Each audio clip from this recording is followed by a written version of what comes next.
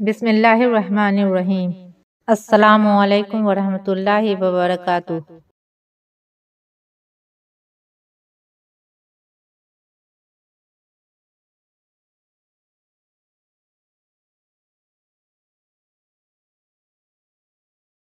شب برات کی فضیلت کی حقیقت۔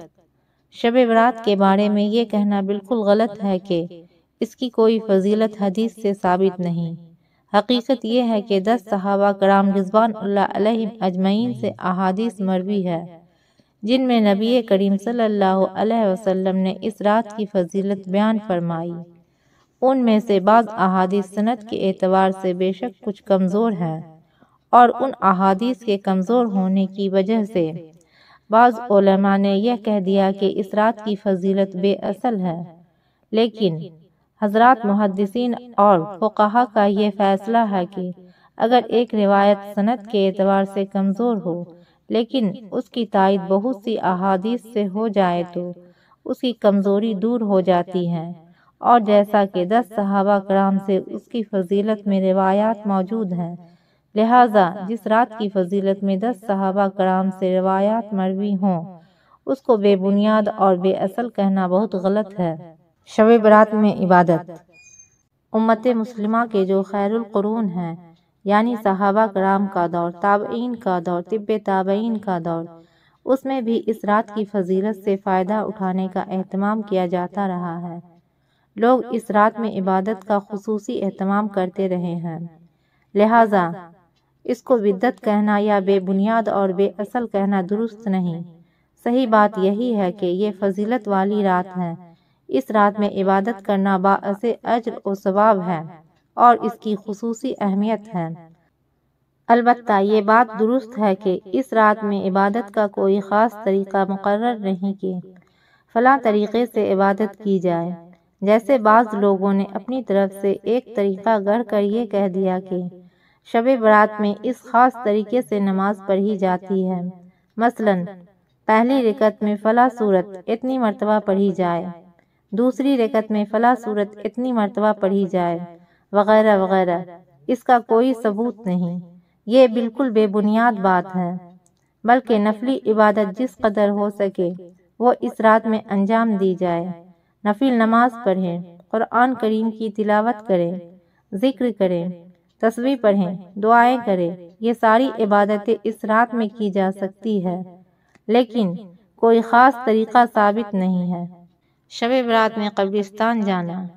اس رات میں ایک اور عمل ہے جو ایک روایت سے ثابت ہے، وہ یہ ہے کہ نبی اکرم صلی اللہ علیہ وسلم جنت البقیع میں تشریف لے گئے۔ اب چونکہ حضور صلی اللہ علیہ وسلم اس رات میں جنت البقیع میں تشریف لے گئے، اس لیے مسلمان اس بات کا اہتمام کرنے لگے کہ شب برات میں قبرستان جائیں۔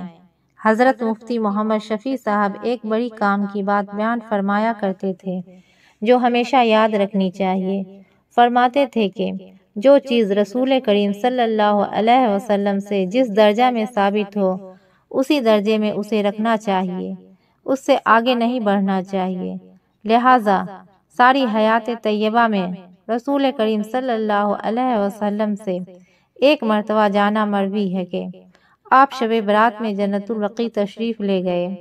چونکہ ایک مرتبہ جانا مروی ہے، اس لیے آپ بھی اگر زندگی میں ایک مرتبہ چلے جاؤ تو ٹھیک ہے، لیکن ہر شب برات میں جانے کا اہتمام کرنا، التزام کرنا اور اس کو ضروری سمجھنا اور اس کو شب برات کے ارکان میں داخل کرنا اور اس کو شب برات کا لازمی حصہ سمجھنا اور اس کے بغیر یہ سمجھنا کہ شب برات نہیں ہوئی، یہ اس کو اس کے درجے سے آگے بڑھانے والی بات ہے۔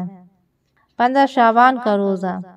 ایک مسئلہ شب برات کے بعد والے دن یعنی 15 شعبان کے روزے کا ہے، اس کو بھی سمجھ لینا چاہیے۔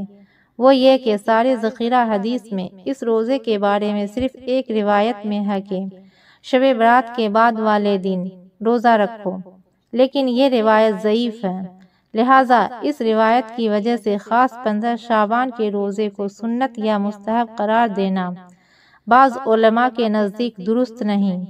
البتہ پورے شعبان کے مہینے میں روزہ رکھنے کی فضیلت ثابت ہے، لیکن 28 اور 29 شعبان کو حضور صلی اللہ علیہ وسلم نے روزہ رکھنے سے منع فرمایا ہے کہ رمضان سے 1-2 روز پہلے روزہ مت رکھو، تاکہ رمضان کے روزوں کے لیے انسان نشاط کے ساتھ تیار رہے۔